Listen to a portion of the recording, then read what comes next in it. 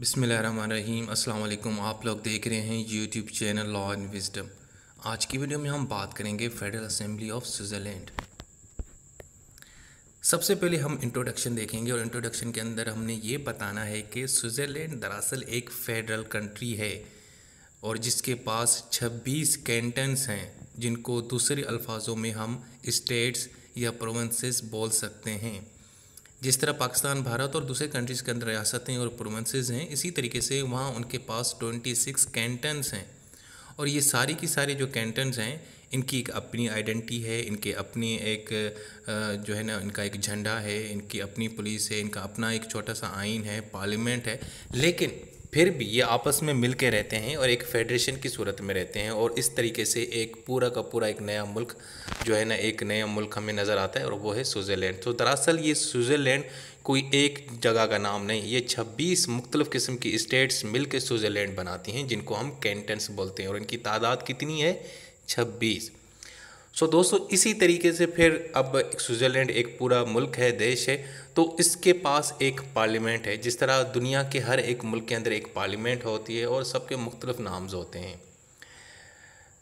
वो जो पार्लियामेंट है उसको नाम दिया गया है वहाँ पे फेडरल असेंबली। और इस वीडियो में हम बात करेंगे कि स्विट्ज़रलैंड की जो फेडरल असेंबली है वो क्या है, उसके अंदर क्या कंपोजिशन है, उसके पास क्या पावर्स एंड रूल्स हैं।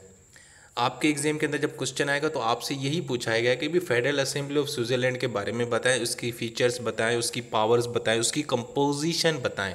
और उसके अंदर जो इलेक्शन होता है, लोग अगर किसी ने वहाँ पे आना है इलेक्ट होके तो उसका क्या तरीक़ेकार है। और दूसरा कि उसका काम क्या है, जो बुनियादी काम एक ही होता है हर असेंबली का, हर पार्लियामेंट का, और वो कौन सा होता है, आप मुझे बताएंगे आप लोग?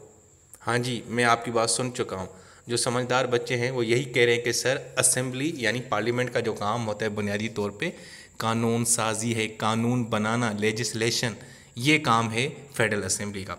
यहाँ पे हम देखेंगे कि जो फेडरल असेंबली है वो स्विट्ज़रलैंड की बाइकैमरल है। बाइकैमरल का मतलब इसके दो हिस्से होंगे, उसके दो चैम्बर्स होंगे, अपर एंड लोअर चैम्बर्स। और ये एक अल्टीमेट अथॉरिटी है, वहाँ पे जितने भी अहम किस्म के जो फैसले होते हैं वो फेडरल असेंबली वहाँ पे लेती है। लेकिन साथ साथ में जो कैंटन्स के मामलात हैं, जो वहाँ की रियासतों का, वैसे लफ्ज़ कैंटन है, उसकी जगह मैं बार बार अगर वर्ड रियासत इस्तेमाल करूँ या स्टेट्स इस्तेमाल करूँ तो आपने कंफ्यूज नहीं होना। आपने यही समझना है कि जो सर हैं वो कैंटन के ही बारे में बात कर रहे हैं, ठीक है। वहाँ की जितने भी कैंटन्स हैं उनके अपने अपने कवानीन से हैं, वो अपनी अपनी एक जो यानी कि एरिया के अंदर उनके अपने कवानीन हैं, लेकिन वो अपने मामलात खुद लेते हैं। जो फेडरल असेंबली है वो भी अपना काम करती है, लेकिन कुछ काम ऐसे हैं जो फेडरल असेंबली करती है, कुछ काम ऐसे हैं जो कैंटन्स खुद करते हैं, उसमें वो वहाँ की फेडरल असेंबली यानी कि मुदाखलत नहीं कर सकती।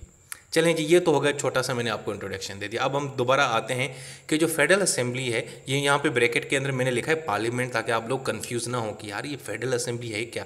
भाई, फेडरल असेंबली का मतलब है पार्लियामेंट ऑफ स्विट्ज़रलैंड, इसको स्विस पार्लियामेंट भी बोलते हैं। ये जो फेडरल असेंबली है यानी लेजिस्लेटिव पावर है, इसका काम कानून साजी करना है। आपको पता है कोई भी मुल्क होता है उसके तीन चीज़ें होती हैं अहम। एक होता है लेजिस्लेटिव, जिसने कानून बनाना होता है, एक होता है एग्जीक्यूटिव, जिसने उसको इम्प्लीमेंट करना होता है, इन्फोर्स करना होता है, और एक होती है जुडिशरी, जिसने कानून के मुताबिक फ़ैसले करने होते हैं। अच्छा जी, तो अब ये जो फेडरल असेंबली है जिसको स्विस पार्लियामेंट बोलते हैं, इसके दो चैम्बर्स हैं क्योंकि ये बाइकैमरल है, ठीक है। बाइकैमरल में हमेशा दो हिस्से होते हैं। जैसे जो है ना, यूएसए की जो पार्लियामेंट है जिसको कांग्रेस बोलते हैं, उसके भी दो हिस्से हैं। इसी तरीके से जो पार्लियामेंट है आपकी यूके की, उसके भी दो हिस्से हैं। पाकिस्तान की पार्लियामेंट के भी दो चैम्बर हैं और इसी तरीके से भारत की पार्लियामेंट के भी दो हिस्से हैं। अच्छा जी, अब ये दो चैम्बर्स हैं, एक का नाम है नेशनल काउंसिल और दूसरा है काउंसिल ऑफ स्टेट। देखें जी, जो पहला चैम्बर है उसका नेशनल काउंसिल, और जब उसका काउंसिल ख़त्म होता है तो दूसरा चैम्बर शुरू होता है, काउंसिल ऑफ स्टेट्स।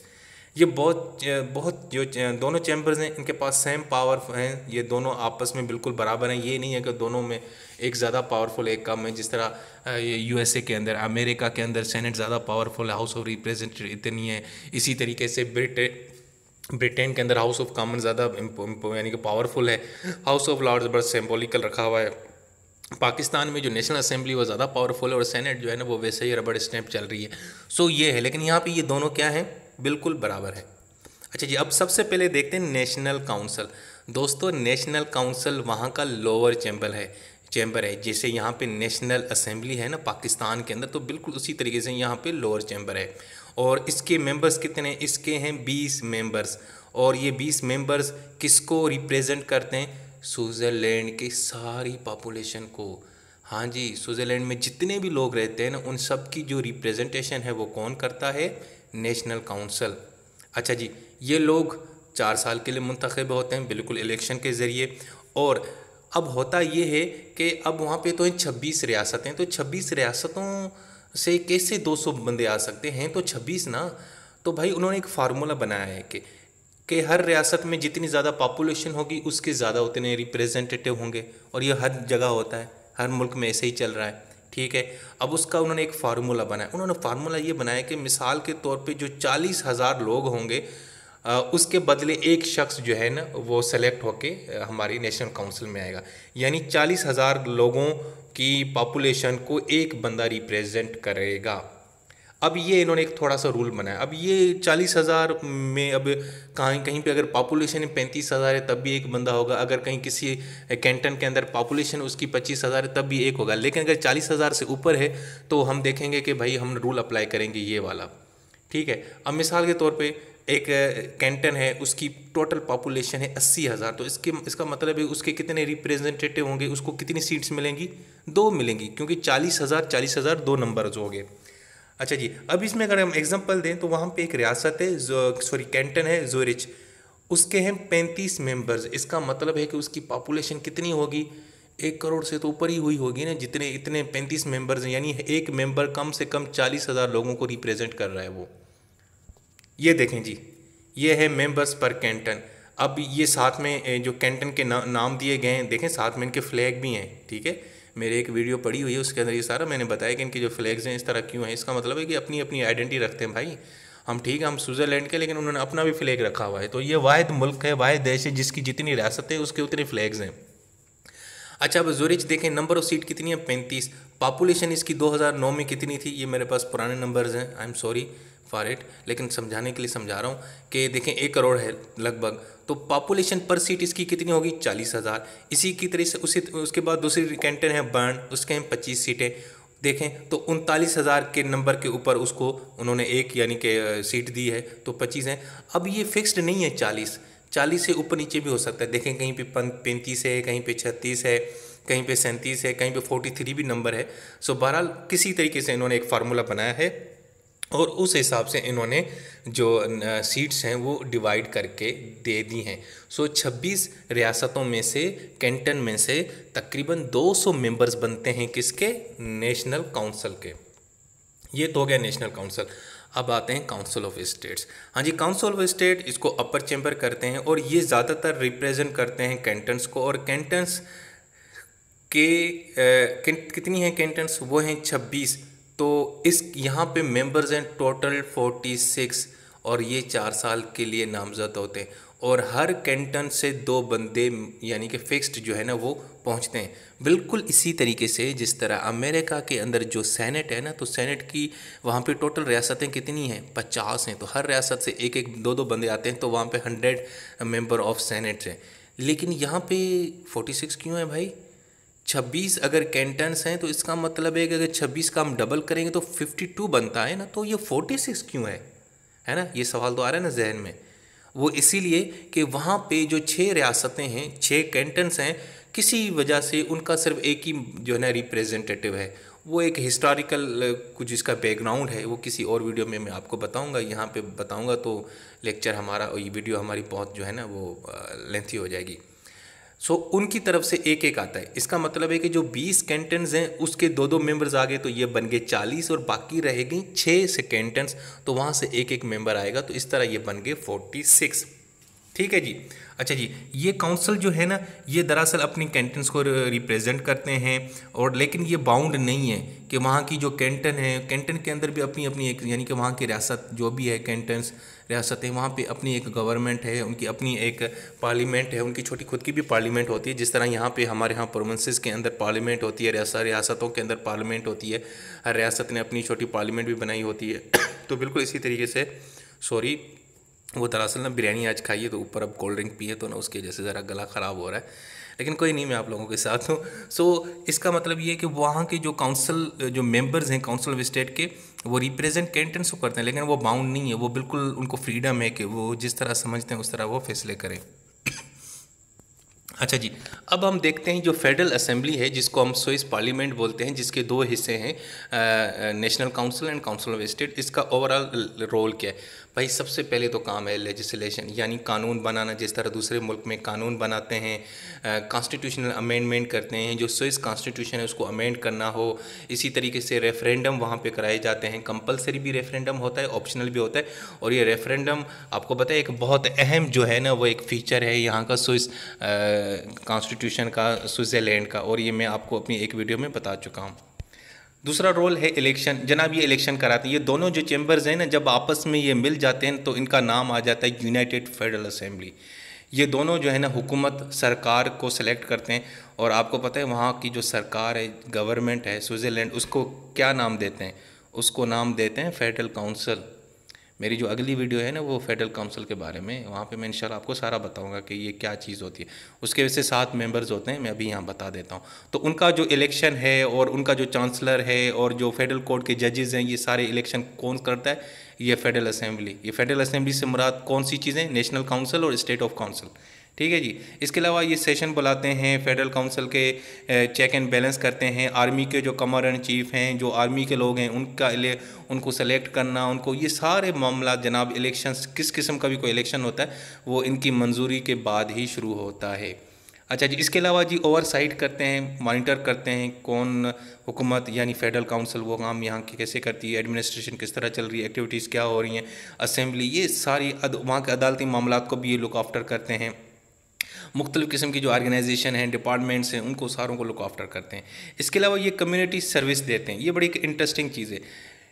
स्विट्ज़रलैंड की जो फेडरल असेंबली है ना वो सेमी प्रोफेशनल पार्लियामेंट है। इसका मतलब क्या है? इसका मतलब है कि उसके जो मेंबर्स हैं ना वो मेंबर तो हैं पार्लियामेंट में, लेकिन साथ में कुछ ना कुछ काम भी करते हैं। कोई डॉक्टर है तो डॉक्टर है, जॉब करते हैं तो जॉब करता है।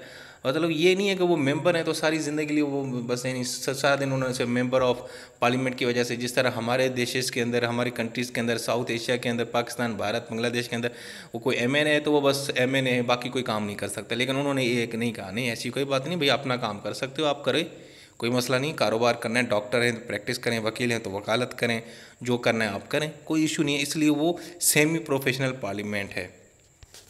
अच्छा जी, इसके अलावा वहाँ पे कमेटीज़ हैं, वहाँ पे तकरीबन 9 स्पेशलिस्ट कमेटीज़ हैं। आपको पता है जहाँ पे भी पार्लियामेंट होती है वहाँ पे छोटी छोटी कमेटीज़ होती है मुख्तलिफ मेंबर्स की।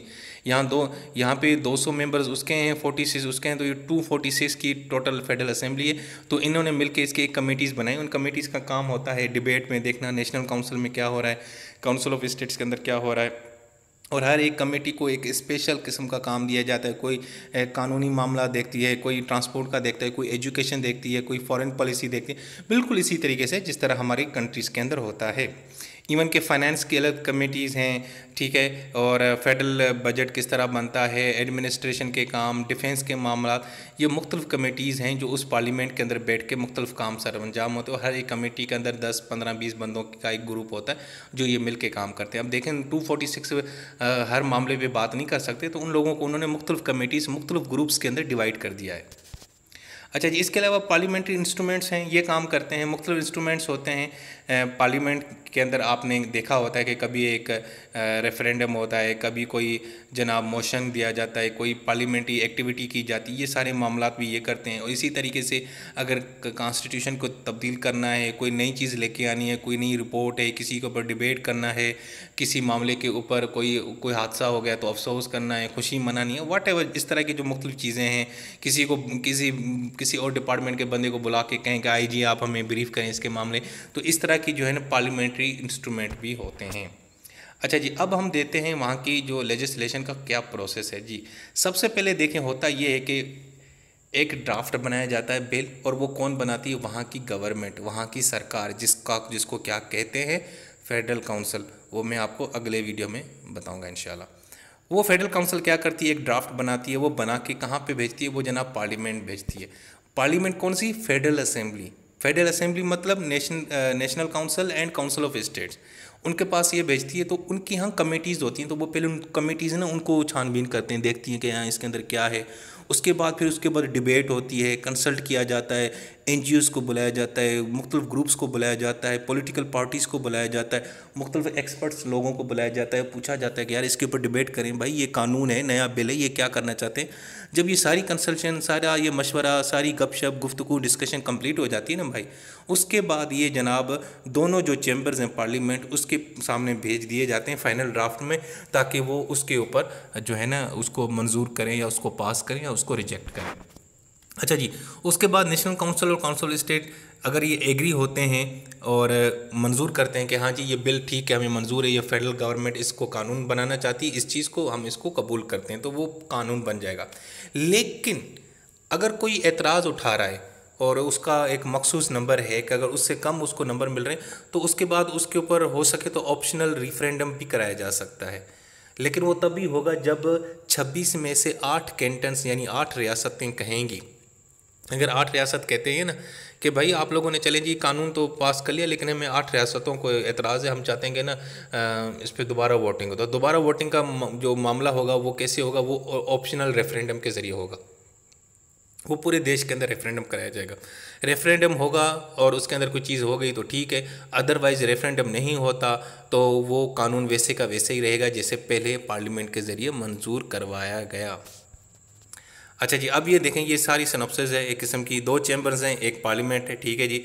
नेशनल काउंसिल 200 मेंबर्स हैं, काउंसिल ऑफ स्टेट 46 हैं, दोनों को मिला के कितने बनते हैं 246, ठीक है। अच्छा जी, इसके अलावा फेडरल असेंबली क्या है, ये सेमी प्रोफेशनल पार्लियामेंट मैंने बताया, इसके मेंबर्स प्रोफेशन भी काम भी करते रहते हैं, 4 साल के लिए बनते हैं ये। अच्छा जी, इसके अलावा एक और चीज़ इन्होंने दी है कि 1971 में सिर्फ 5% होती थी, अब जनाब 2019 में 42% जो है ना औरतें जो है ना उसके अंदर पार्टिसिपेट करें। Very good.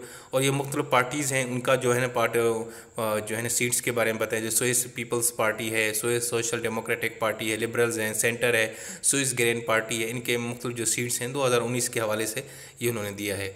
सो दोस्तों, ये थी आज की वीडियो। इस वीडियो में मैंने आपको जो स्विस पार्लियामेंट है, जो पार्लियामेंट ऑफ स्विट्ज़रलैंड है, जिसका दूसरा नाम फेडरल असेंबली है, उसके बारे में मैंने आपको समझाने की कोशिश की और मुझे उम्मीद है आपको समझ आ गया होगा कि इसके क्या फंक्शंस हैं, इसके कितने मेंबर्स हैं, इसके कितने चैम्बर्स हैं, कैसे लोग सेलेक्ट होते हैं और क्या ये सारा प्रोसीजर है। सो चलें दोस्तों, मुझे नेक्स्ट वीडियो के लिए इजाज़त दें, फिर इंशाल्लाह और वीडियो के साथ हाज़िर होऊंगा। तब तक अपना बहुत सारा ख्याल रखें। अल्लाह हाफ़िज़।